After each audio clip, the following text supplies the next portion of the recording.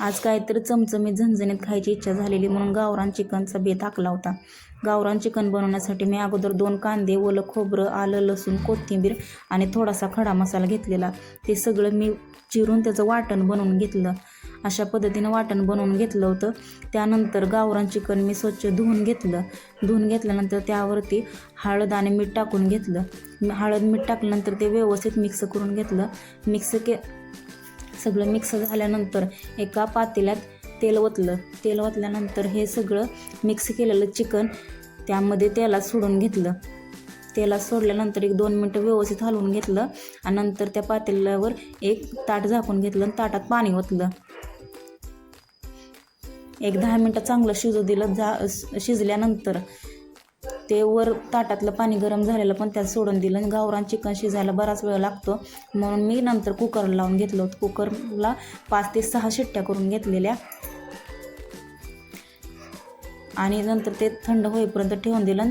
तोपर्यंत मी मसाला करायला घेतला. त्यामध्ये अगोदर बारीक केलेला कांदा लालसर होईपर्यंत भाजला. त्यामध्ये ओलं खोबरं बारीक केलेलं ते त्या कांद्यात घालून घेतलं. ते व्यवस्थित मिक्स करून घेतलं. कांदा आणि ओलं खोबरं मिक्स चांगलं झाल्यानंतर एका साईडला थोडं घेतलं आणि 2 पळ्या तेल ओतून घेतलं. त्यामध्ये आपलं घरगुती गावरान तिखट टाकून घेतलं. थोडं झणझणीत खायचं असल्यामुळं थोडंसं जास्त टाकलं होतं मी गावरान तिखट. त्यामध्ये तरी पावडर 1 चम्मच टाकली होती आणि आलं लसूण पेस्ट केलेली. त्यामध्येच खडा मसाला बारीक केलेला तो पण टाकून घेतलेला आणि हे सगळं मिश्रण व्यवस्थित मिक्स करून घेतलं होतं. हे बघा अशा पद्धतीनं या मिश्रणाला मी अजून 1 पळी तेल ओतलं आणि कमी गॅसवर अंगचं तेल सुटेपर्यंत हे मिश्रण व्यवस्थित हलवून घेतलं. त्यावर मी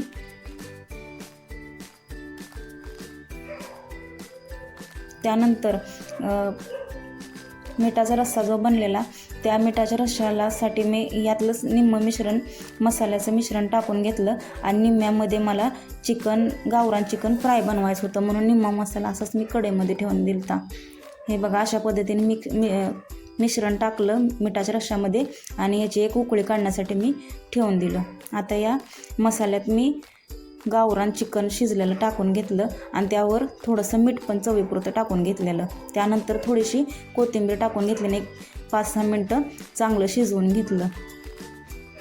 हे बघा अशा पद्धतीनं बनलं. खायला खूप भारी लागलं हे. त्यानंतर मिठाच्या रश्श्यामध्ये मसाला टाकलेला त्याची उकळी पण आलेली. उकळी आल्यानंतर त्यावर थोडीशी कोथिंबीर घालून घेतली. हे बघा अशा पद्धतीनं खूप सुंदर जेवण झालं आज. झणझणीत बेत होता. अशा साध्या पद्धतीनं करून बघा तुम्ही पण आणि आवडलं असेल तर कमेंटमध्ये सांगा.